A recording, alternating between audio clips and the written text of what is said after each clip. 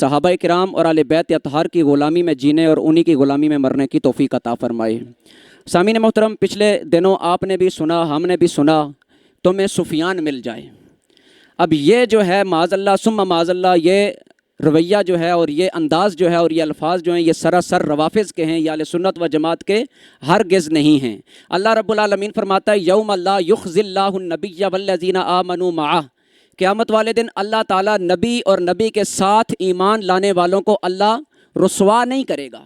اور رسوائی کس چیز کا نام ہے؟ اللہ تبارک و تعالیٰ سورہ آل عمران 4 پارے میں فرماتا ہے ربنا انک من تدخل النار فقد اخزیتہ، جہنم میں جو داخلہ ہے اس کو رسوائی کہا گیا ہے۔ اور یہ جو دوسری آیت ہے، دونوں آیات کو جب ملائیں تو معنی یہ بنتا ہے کہ رسول کریم علیہ السلام کے جتنے صحابہ ہیں سارے کے سارے جنتی ہیں۔ اور یہی اہل سنت و جماعت کا، اہل حق کا ہمیشہ سے عقیدہ رہا ہے۔ اور اسی طرح بالخصوص حضرت ابو سفیان رضی اللہ تعالیٰ عنہ کی اگر بات کی جائے تو اللہ تبارک و تعالیٰ سورۃ العنکبوت 20ویں پارے کے اندر یہ فرماتا ہے احسب الناس ان یترکوا ان یقولوا آمنا وہم لا یفتنون، کیا لوگ اس گمان میں ہیں کہ وہ یہ کہہ دیں کہ ہم ایمان لائے اور ان کی آزمائش نہ ہو؟ اللہ تعالیٰ فرماتا ہے وَلَقَدْ فَتَنَّ الَّذِينَ مِن قَبْلِهِمْ فَلَيَعْلَمَنَّ اللَّهُ الَّذِينَ صَدَقُوا، اللہ تعالیٰ فرماتا ہے کہ ہم نے اس سے پہلے بھی ایمان والوں کی آزمائش کی، فَلَيَعْلَمَنَّ اللَّهُ الَّذِينَ صَدَقُوا، تاکہ اللہ رب العالمین دیکھے، اللہ رب العالمین آزمائے کہ ان میں سے آزمائش میں سچے کون نکلتے ہیں۔ حضرت سیدنا ابو سفیان رضی اللہ تعالیٰ عنہ غزوہ طائف کے اندر شریک ہوئے اور آپ کی ایک آنکھ شہید ہوئی۔ نبی علیہ السلام کی بارگاہ میں حاضر ہوتے ہیں، عرض کرتے ہیں ہذہ عینی اصیبت فی سبیل اللہ، یا رسول اللہ یہ میری آنکھ اللہ کی راہ میں شہید ہو گئی ہے۔ تو نبی علیہ السلام نے فرمایا ان شئت دعوت، تو اگر چاہتا ہے تو میں تیرے لیے دعا کر دیتا ہوں اللہ تعالیٰ تجھے آنکھ عطا فرما دے، وَإِن شِئْتَ الْجَنَّةَ، اور اگر تو چاہتا ہے تو تجھے جنت عطا فرما دوں۔ تو حضرت ابو سفیان رضی اللہ تعالیٰ عنہ نے اپنی آنکھ کو قربان کرتے ہوئے عرض کی یا رسول اللہ میرے لیے جنت کی دعا فرما دیں۔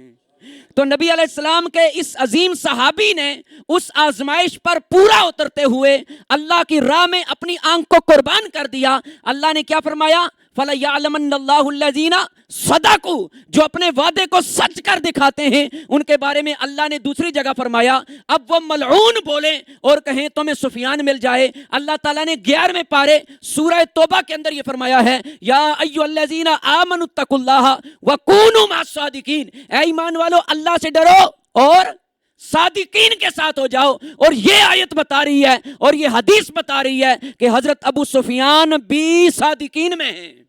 فَلَيَعْلَمَنَّ اللَّهُ الَّذِينَ صَدَقُوا اور وَكُونُوا مَعَ الصَّادِقِينَ اور هَذِهِ عَيْنِي أُصِيبَتْ فِي سَبِيلِ اللَّهِ، دو آیات کو اور حدیث کو ملائیں تو معلوم ہوتا ہے کہ حضرت ابو سفیان رضی اللہ تعالیٰ عنہ بالیقین صادقین کے اندر ہیں۔ اور اللہ نے فرمایا کونوا مع الصادقین، صادقین کے ساتھ ہو جاؤ تمہیں سفیان مل جائے۔ اللہ کرے ہمیں سفیان مل جائے۔ کیوں؟ کیونکہ ایک ولی کی محبت اللہ تعالیٰ کیا فرماتا ہے 25ویں پارے میں الاخلاء یومئذ بعضهم لبعض عدو الا المتقین، ساری یاریاں ختم، ساری رشتہ داریاں ختم، سارے تعلقات ختم سوائے متقین کی دوستی کے، متقین کی یاری کے کہ وہ قیامت والے دن بھی کام آئے گی۔ اگر اللہ کے ولیوں کی دوستی قیامت والے دن کام آ سکتی ہے تو صحابہ کرام کی دوستی کتنی کام آئے گی۔ اس لیے تمہیں سفیان مل جائے، ہم اس پہ آمین کہتے ہیں، اللہ کرے ہمیں سفیان مل جائے، ابو سفیان مل جائے، کیونکہ وہ صحابی رسول اللہ صلی اللہ علیہ وسلم کے ایک عظیم صحابی ہیں۔ اور اسی طرح اگر اہل بیت اطہار کی بات کی جائے، ہم صحابہ کے بھی غلام ہیں اور اہل بیت اطہار کے بھی غلام ہیں۔ نبی علیہ السلام کا وہ واضح فرمان، اس پر ہمارا ایمان ہے اور ہم اس بات کو تسلیم کرتے ہیں لو ان رجلا صفن بین الرکن والمقام صلی وصام، فرمایا اگر کوئی مقام ابراہیم اور حجر اسود کے درمیان ڈیرا لگا لے اور وہیں پہ نماز پڑھے، وہیں پہ روزے رکھے، ثم لقی اللہ وہو مبغض لآل بیت محمد دخل النار، نبی علیہ السلام نے فرمایا اس کے باوجود اگر اس کے دل کے اندر اہل بیت اطہار کا بغض ہے تو وہ جنت میں داخل نہیں ہو سکتا، جہنم میں جائے گا۔ تو اس لیے ہمارا اس بات پر ایمان ہے کہ صحابہ کی محبت اور اہل بیت اطہار کی محبت یہ ایک دوسرے کے لیے لازم و ملزوم کا ان کا تعلق ہے، اور ایک محبت دوسری کے بغیر کامیاب نہیں ہے۔ اہل بیت اطہار کی محبت صحابہ کی محبت کے بغیر ہرگز فلاح کی طرف لے کے نہیں جائے گی، اور صحابہ کرام کی محبت اہل بیت اطہار کی محبت کے بغیر ہرگز ہمارے لیے مفید نہیں ہوگی۔ اللہ تبارک و تعالی ہم سب کو صحابہ کرام اور اہل بیت اطہار کی غلامی میں جینے اور مرنے کی توفیق عطا فرمائے۔ میں وہ سنی ہوں جمیل قادری مرنے کے بعد میرا لاشا بھی کہے گا الصلاۃ والسلام علیک یا رسول اللہ وعلی آلک و اصحابک یا حبیب اللہ۔